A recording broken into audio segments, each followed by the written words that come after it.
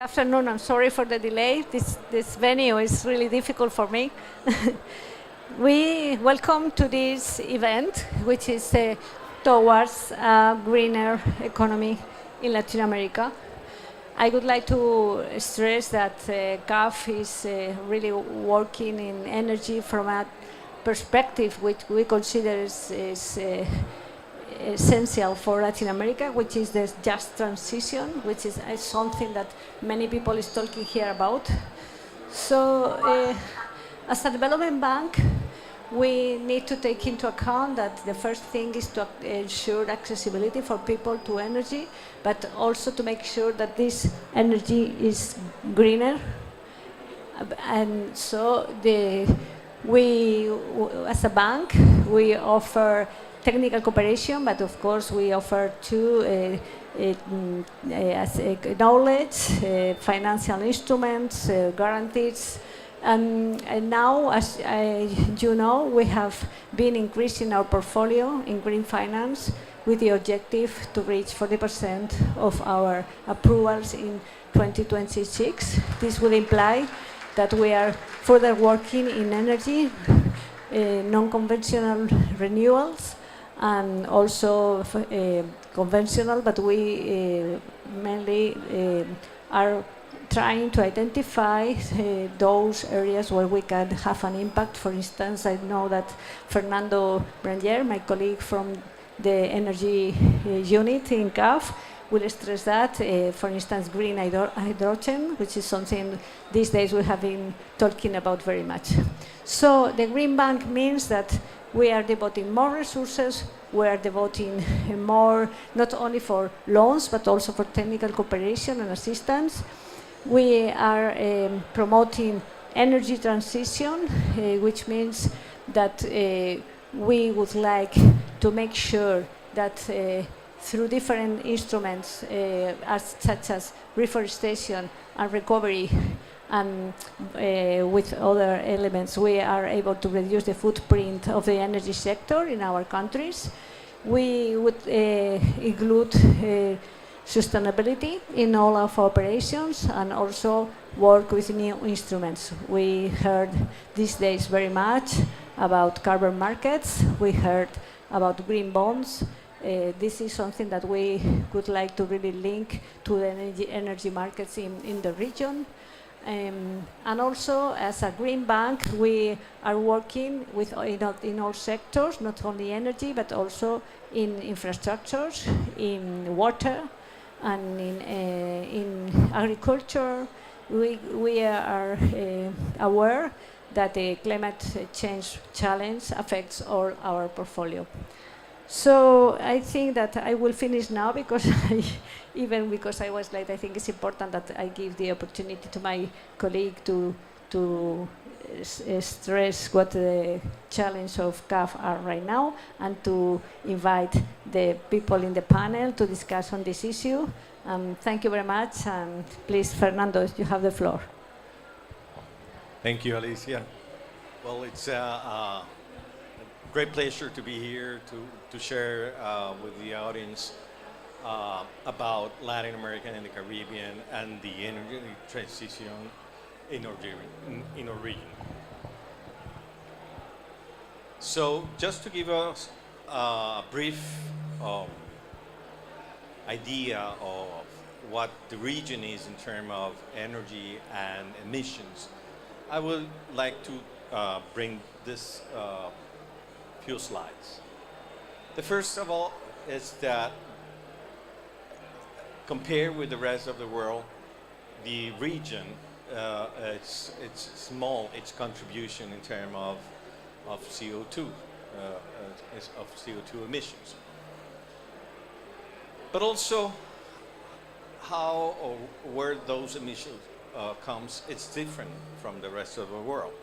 You see, 73% of the and the rest of the world, the emissions come from energy, but in our region, it's a little bit different because there is land land use and deforestation and agriculture that contributes a lot. So in terms of how we compare with the rest of the world, it's a little bit different.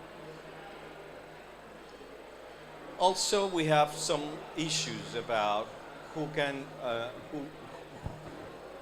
who received the energy, who is in the power system.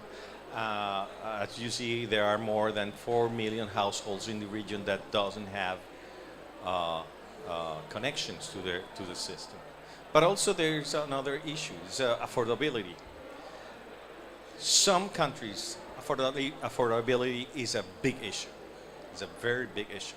So how you bring energy in a very affordable way, that's a big challenge. And this is also very important, the dependency in terms of fiscal incomes from our countries, because there are some countries in the region that are producers. So this is a very important aspect to the future, how you will substitute this income from new incomes that does not come from the fossil fuel industry, and what you are going to do with those assets. That's a big question.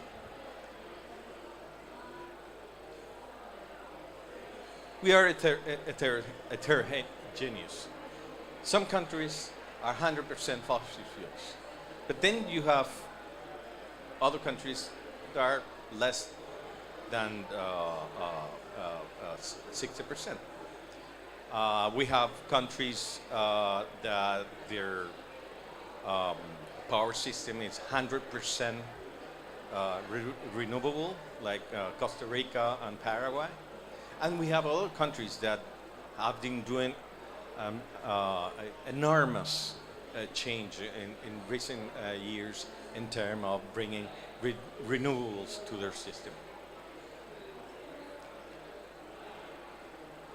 As you see here, well, the green bar, it's what the global commitment is for 2030 in terms of emissions per kilowatt hour. This is in terms of grams, okay, grams per kilowatt hours. The region is well below the rest of the world right now, which is the yellow one. So it's a very clean energy power sector, I will say. But still, some countries needs to make an additional effort to bring those columns to the green one. And this is my last one, but says, yes, we are probably greener to the rest of the world in terms of the energy power sector. But if we see how this have been behaving in the last 20 years, what we can see is that basically Latin America and the Caribbean is increasing a little bit. I will say it's almost stable. And we can see the rest of the world, it's doing their effort to reduce. So the challenge here is for the whole region is how we can, lower those emissions in the power sector more of what we've done right now. So with this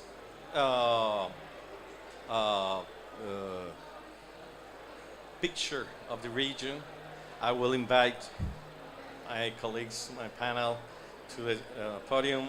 And there is Dr. Barreto, which is from Brazil.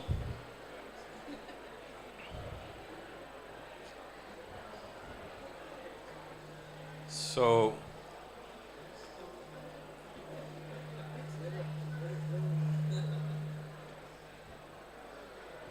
okay, after this brief presentation, hello? Okay. After this brief presentation, I would like to ask Dr. Alfonso Blanco Bonilla, which is Secretario Ejecutivo Volade. Um, you're permanently watching what's happening in Latin America in terms of energy, and you know very well what are the challenges.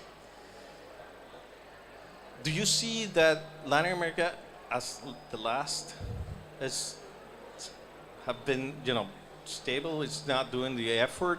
It's something that probably we are, we like the way we are, or there is something more that is happening and we are not seeing in that picture. Thank you. Oh, thank you, Fernando. It's a real pleasure to be here, and thank you very much for the invitation from CAF, a partner of Olade for a long time. The region has a particularity, that is the high penetration of hydro in the power generation, and a big hydro that was part of the history of the region at the beginning of 80s, end of the 70s, and that was part of the secret of the high renewability of the electricity matrix of Latin America. What is the situation? That big hydro is not possible to develop in the future in most of the countries, and now we are starting the incorporation of non-conventional renewables, but the rate that we are incorporating the non-conventional renewables is not the same in the different countries of the region. And because there are market conditions for the incorporation of new capacity from renewables, it's not the same to develop a non-conventional renewable project in Chile with investment grade, with very good resources in solar in the north, with solved internal barriers for the renewables. It's not the same to develop that kind of project in some countries in the region that doesn't have that ecosystem to promote the renewables, and that gap between countries is a real challenge for our region. Additionally, we don't have the possibility to introduce the big hydro projects in the future, because it's impossible under environmental constraints to develop that kind of new big projects. And in that sense, that there are a lot of countries that are advancing very good in the renewability, with diversification of the energy matrix, with very good conditions for renewable business in the region. But there are other countries that are not advancing in that sense, and in this kind of gaps is part of the flat situation that we cannot serve in the region. But there are other countries that did a very important effort in the renewability, because it's part of the development of the country. If you have a country like Uruguay, I was part of the transformation of Uruguay. When we started the process in 2005, we had 50% of renewability in the system. We finalized in 2019 with 98% of renewability, because we were oil importers with a high dependence of fossil fuels, and an important impact of fossil fuels in the power generation. And the effort of other countries in the same situation, like Chile, the important advance in Brazil regarding renewability, the incorporation of Colombia to the renewable markets are important advances in the region. And to finalize, I want to highlight an additional aspect. The construction of the market, electricity markets in our region is based on renewable energy auctions that demonstrated that are very important to have stable prices in the electricity markets in the region, with a high penetration of renewables, with long-term contracts for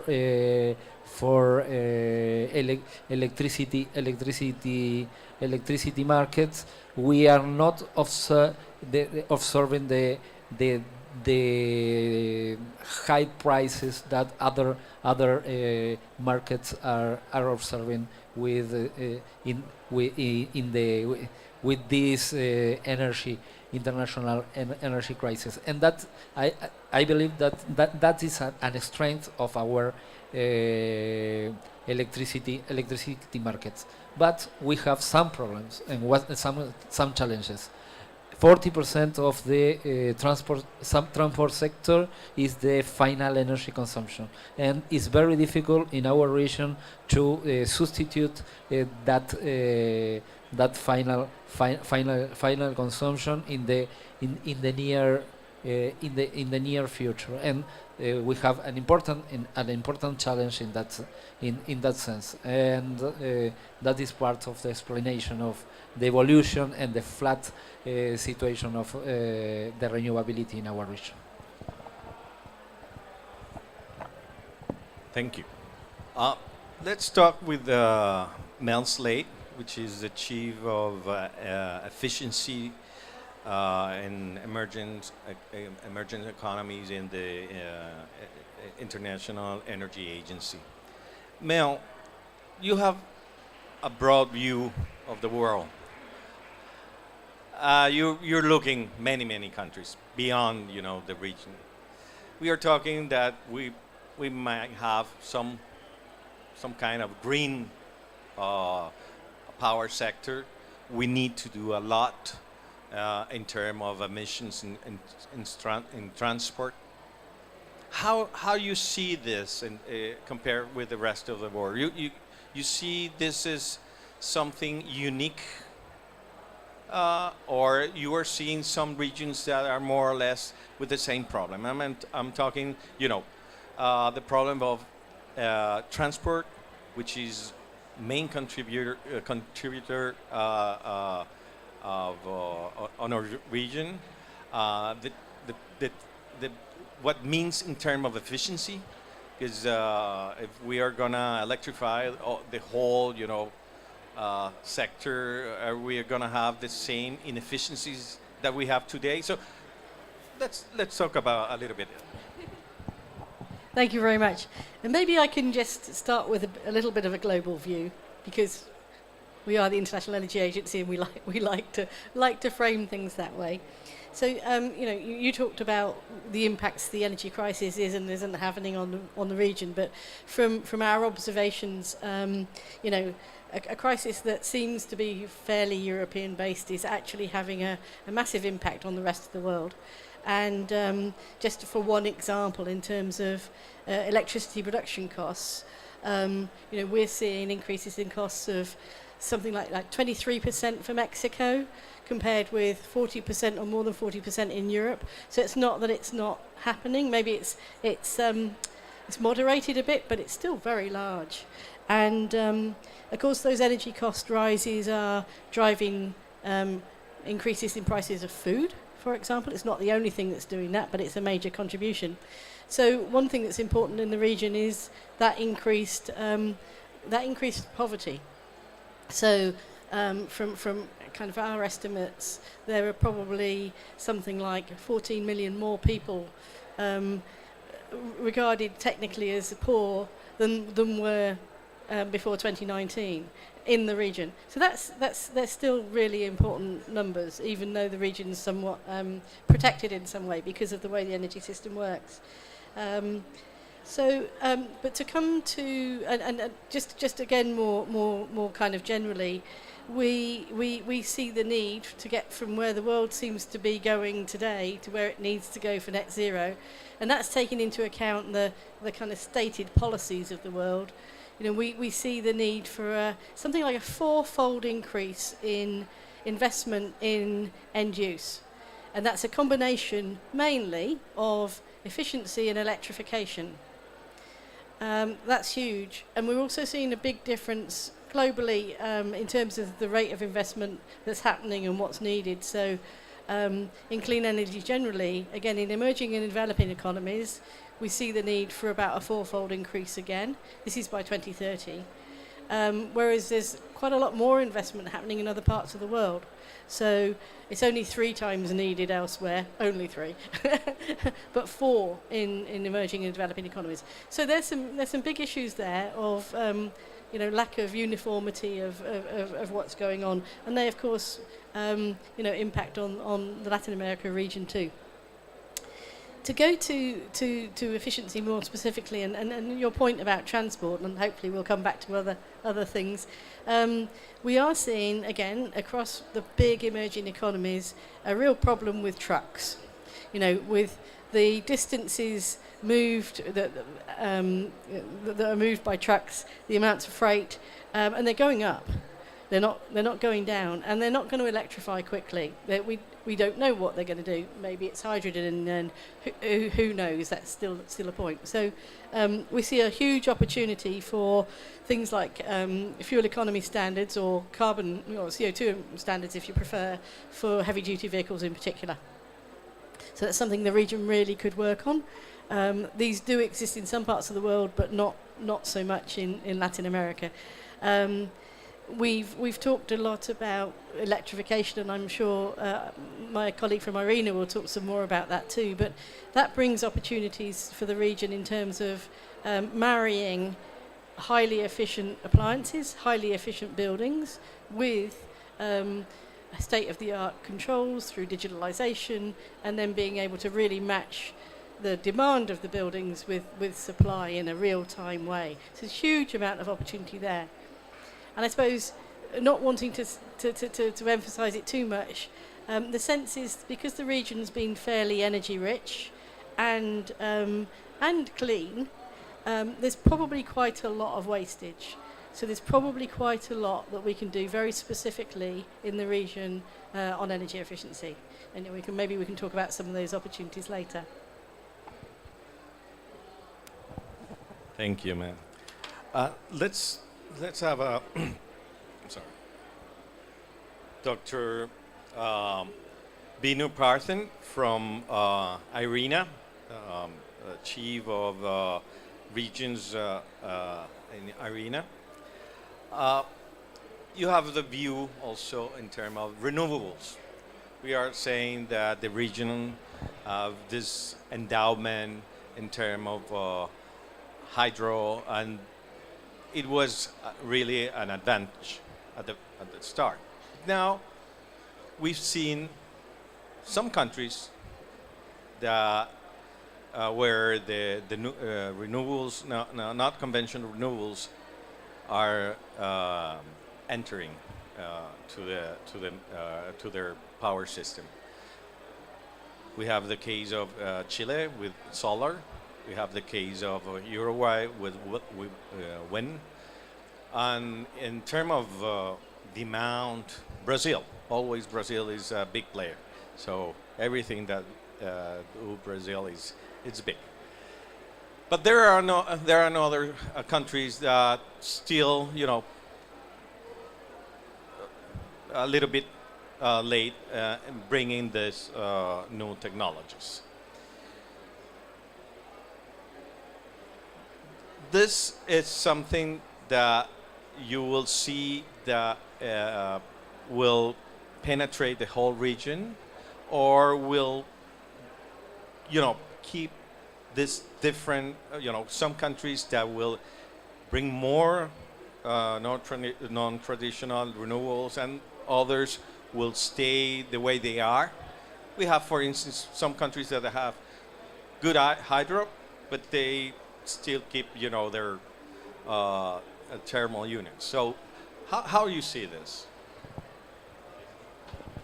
Thanks very much, and thanks to CAF for inviting Irina to join this very interesting discussion, and also with our partners from Olade and our sister agency, IEA, and we remain very optimistic about the region. Region, as you rightly said, does have traditional hydro-based renewables. There is a very good opportunity. What has happened over the last 5 to 10 years is that the costs of renewables has considerably come down to the extent that today solar and wind are the least cost in terms of the levelized cost of energy, the options for power generation. So that's very clear. And what we have seen over the last 5 years, 6 years is that every year almost 80% of capacity additions are from renewable energy. So we expect that to influence the power mix in the region. Now, we have scenarios for Central America up to 2050, and what we see is a clear increase in terms of renewables. Currently, it's about 67 in the power sector, which will go all the way up to 90 plus, and that is a natural consequence of the economic advantage of the renewable energy, particularly variable renewable energy. A challenge what we see is really the variability of solar and wind, and how the power sector will develop the flexibility to accommodate higher shares of renewables. And this is really where a new range of enabling technologies, including electricity storage, back of the meter supply side, and also associated policy frameworks and incentive frameworks to procure this flexibility in the energy system, that will need to be put in place. So this is very critical going forward, and this can result in a number of benefits to the region. Just to give a sense of renewable energy and the advantages, if you look at the traditional oil and gas investment and renewable energy, particularly solar, jobs or renewable jobs in general are about almost 50% more than the jobs that can be created.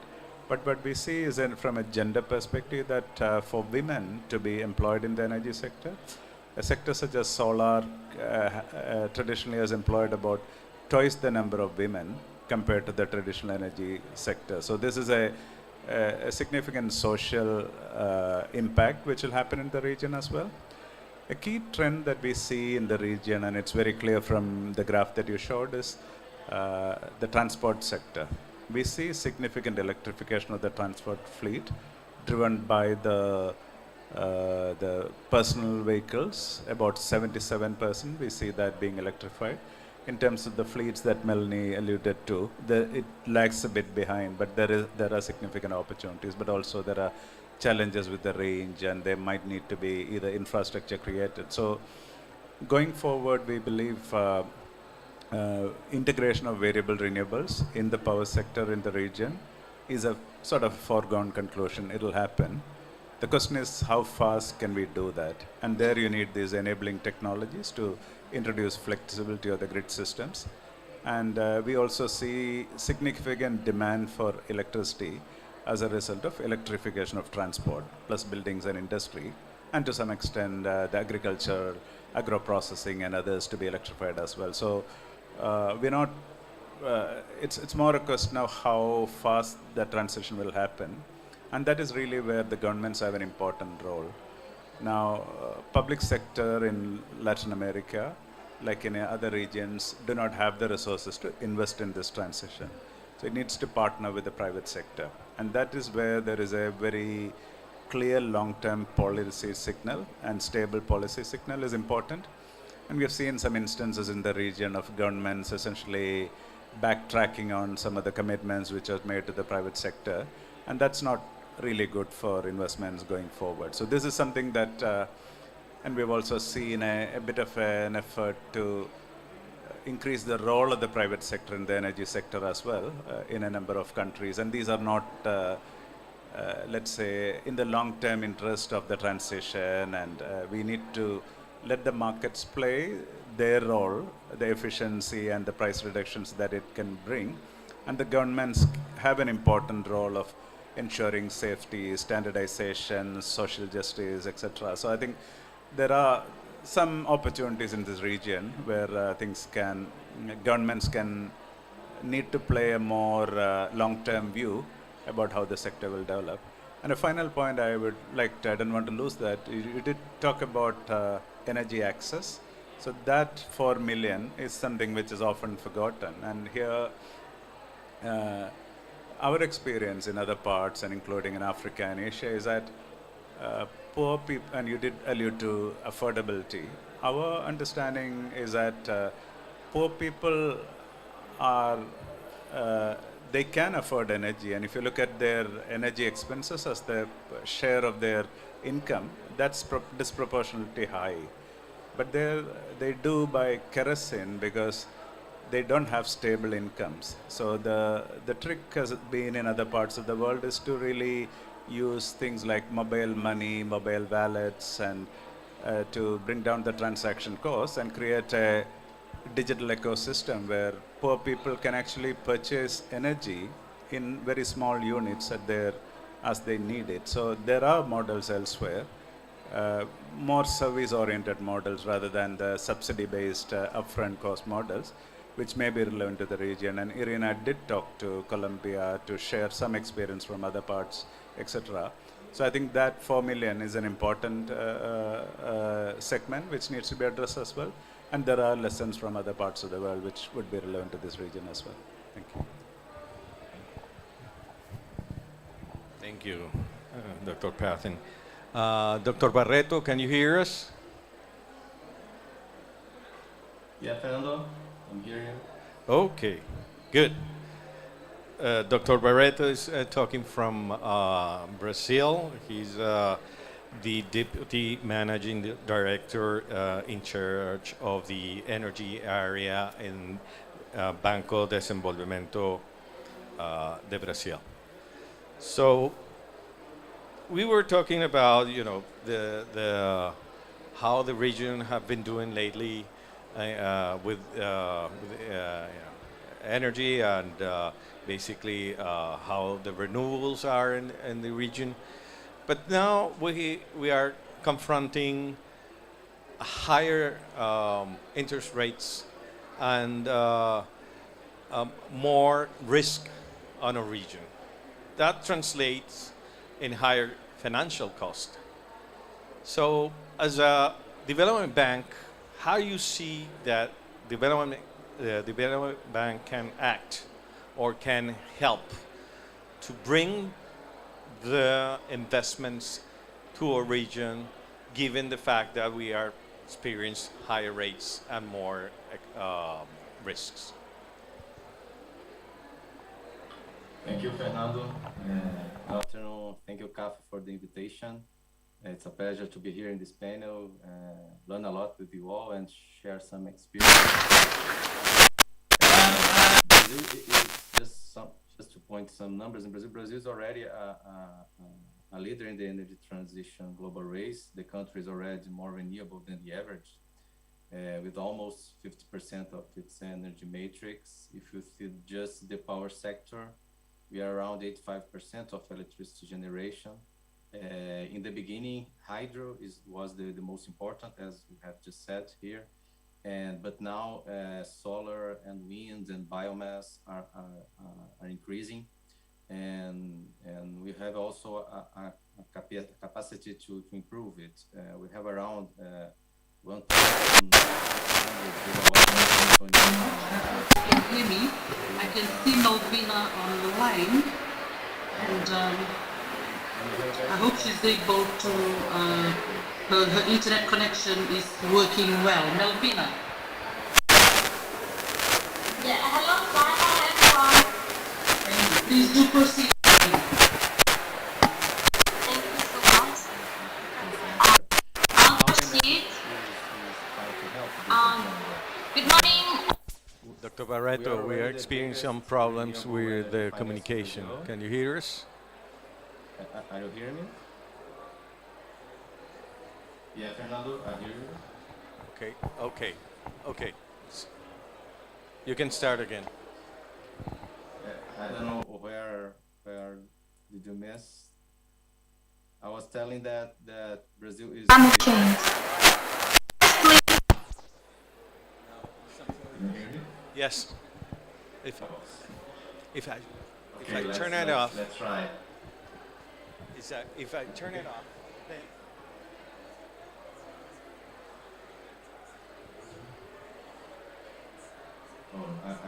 Let's try to continue here. I was saying that Brazil is already very clean in the power and electricity generation, and how Vindes is trying to help this agenda. Yeah, we are already the biggest renewable energy finance in Brazil and top 3 in the world according to Bloomberg. We support projects around $35 billion. Our portfolio is already 70% of green economy and social development. But now, as you said, we are facing a new challenge. Meeting net zero targets is proving more challenge. Increasing of fossil fuel use, geopolitical tensions, inflationary shocks, higher interest rates. So what can be a role of a development bank here in Brazil? We think that our role is not just to provide funds, but also do advocacy, work together with government and private sector. For example, provide support for regulatory, contractual, policy frameworks, and work with partnerships and try to make some new and innovative solutions. And I think the onshore wind is a good example in Brazil. 10 years ago, there was no wind farms in Brazil, and now it's the second most important resource. And what did Vindes do? In the beginning, the early states, we helped the government to make the first auctions. And we financed the projects with better conditions, helping to de-risk these projects. And also try to develop the local supply chain in Brazil. So it was an opportunity to have a social development also with hundreds of thousands of jobs have been generated, around 100 component suppliers and more than 3,000 service suppliers were installed in Brazil. So it was a great opportunity. In the beginning, BNDES financed around 90% of the debits. In the second moment, we did the crowding in with the capital market and private sector, and now we finance only 25%, for example.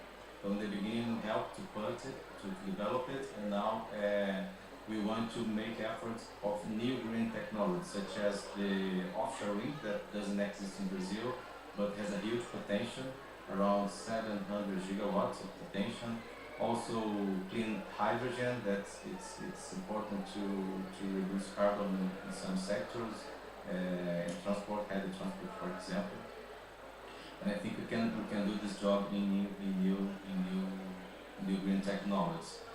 Other examples here we are trying to develop it as some innovations in financial solutions. We launched a solution that we call BNDES ESG Credit.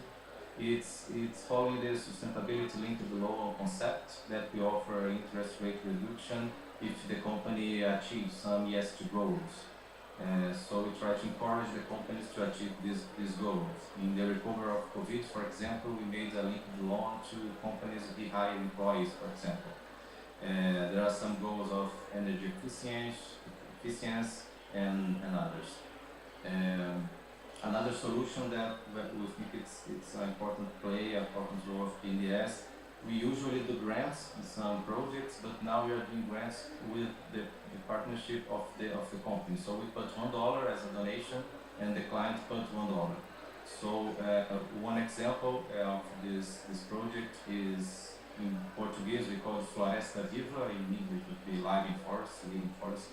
And it's a match funding with companies and governments. The objective is to finance ecological restoration projects in Brazilian biomes with native species and agroforestry systems.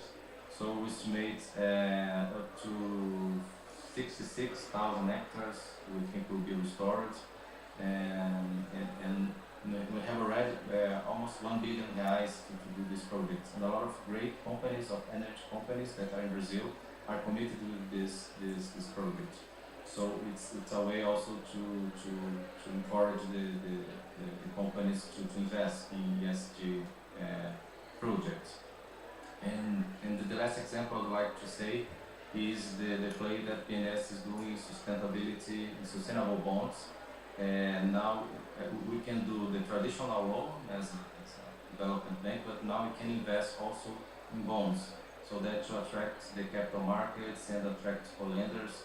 And if it's a sustainable bond, we make a discount in the interest rate around 10 bps, for example.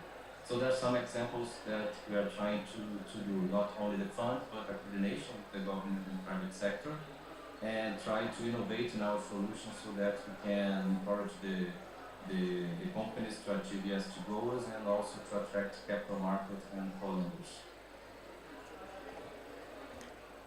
Thank you, Dr. Barreto. Mel, you said and that probably because the region is abundant in energy, there's some waste of energy. So there's more than technology to improve the efficiency. What the region can do to improve energy efficiency? What a big question.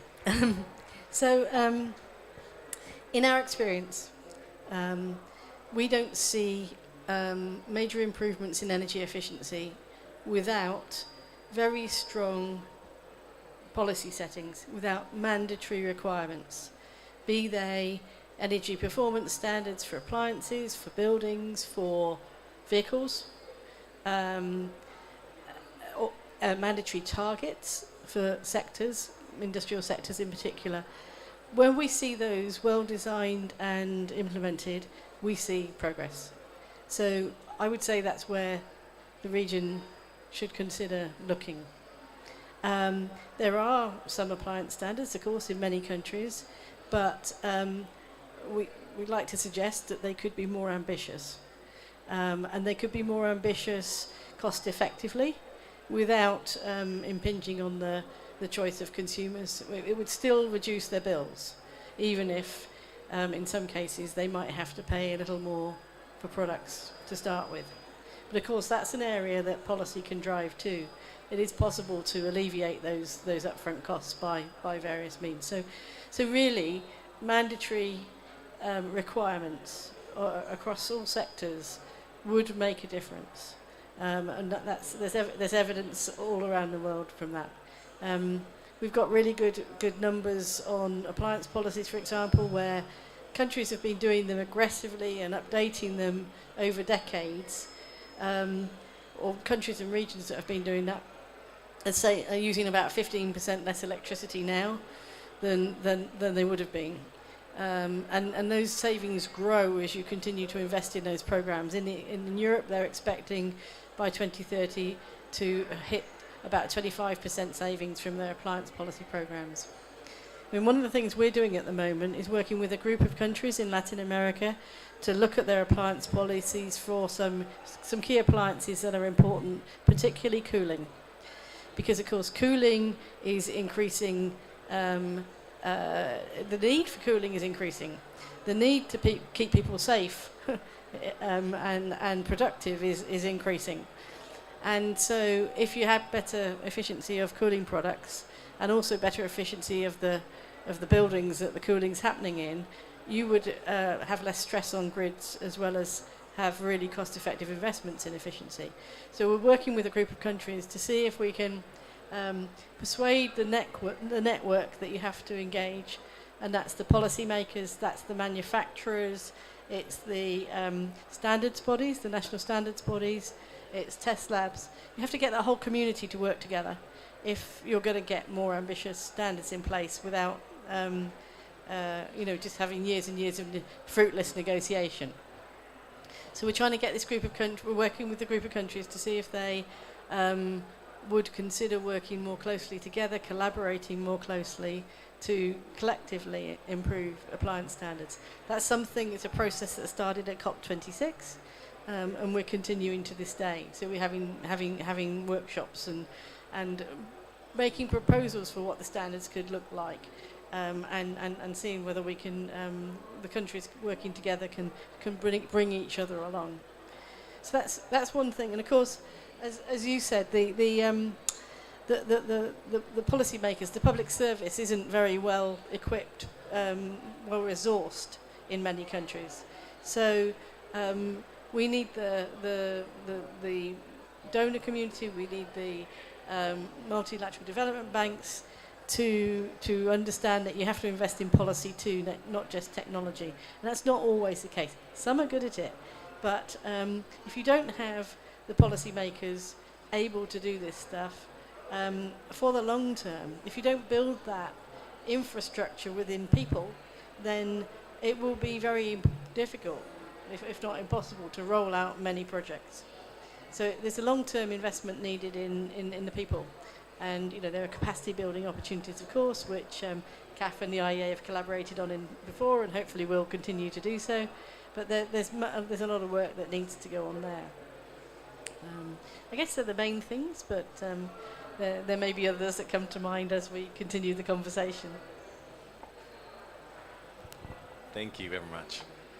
Let me ask you a question to all of you, and it's about the new kid in the block, hydrogen. How hydrogen, we saw the last report from the IAE, and the only time that the report talks about the region, it's about hydrogen. They foresee an important future in terms of hydrogen in the region. We've seen a lot of ideas, a lot of projects. Some of those projects better developed than others in terms of just the figures, but how do you see this? Is it really something that's going to happen? Where is the market? Where are the players? And is the technology there? Is the technology competitive enough to think about hydrogen? Let's start with Dr. Yeah, it's a good question. I mean, we have 180 odd member states, and okay. So we're getting a lot of requests from hydrogen roadmaps, and we have 184 member states. Now, I think we understand that 135 have hydrogen roadmaps. So it's become a very big, interesting opportunity for policymakers and others. Our belief is that hydrogen is primarily going to be a domestic option for decarbonizing some really hard to decarbonize sectors like heavy industry, long distance transport, aviation, navigation, etc. And its role as a export opportunity is likely to be regional. And our analysis shows you look at a threshold of about $1.50 per kilogram or so. The biggest, the technical potential of renewable energy, land availability, etc., it's primarily going to be in Africa, North Africa, and the Middle East. And again, you need to have the infrastructure for either pipelines or shipping, because gas is really a gas plus transport industry. So there are a number of questions. So we see hydrogen playing something like a 10% role in 2050. The current enthusiasm and the big export opportunity for hydrogen currently that we see isn't really justified in the long run, but still we continue to. Tomorrow we'll launch a report with the German G7 presidency as to how G7 will take the hydrogen leadership. And we already launched a roadmap for Europe. We'll launch one for Japan, and in Davos we'll launch one for China. Everyone is wanting to be the leader in hydrogen, but one needs to recognize that it's a primarily domestic opportunity for very difficult sectors and not really like a huge defining opportunity. It's going to be important, but not the most important option. Thank you.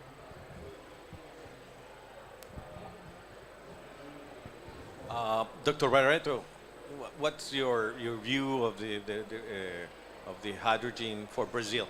And very short, because we are short of time. Okay. We are very excited in Brazil, this agenda. As we have a competitive cost in wind and solar, it's the forecast is that we have a competitive cost of green hydrogen production around $1 per kilo, for example, in 2030. So it's an opportunity for us to develop some industry in the country of making green products, such as steel, ammonia, and chemicals, methanol, and have a superior market value if you compare with fossil fuel products. So McKinsey, for example, forecasts $200 billion in investments in Brazil to 2040 in this industry. So we think we can develop this. We are starting some small scale projects in 2023, especially in steel industry and ammonia industry will be the first factors. But we think we have an opportunity in the middle term to also export these green products. So we are very excited with the January. Thank you. Alfonso, what's the future for hydrogen in the region? Well, the region has very good conditions for hydrogen production, considering costs and the resources that the region has for wind and solar. The key question here is the market. Which will be the market for hydrogen and how the demand can design the system and the offer for the future. It's very difficult to make the project finance if you don't have the real off-taker of the hydrogen, and that is the key factor, because we have a regional demand for hydrogen that we can have a value change for hydrogen, but to have the scale for an hydrogen market and the investment that is needed for a cost competitive hydrogen, we need a more definition on which will be the market, and that is not clear right now. Well, thank you very much. Our time is time, so thank you to our panelists today, and it was a really very good discussion this afternoon. Thank you very much. Thank you.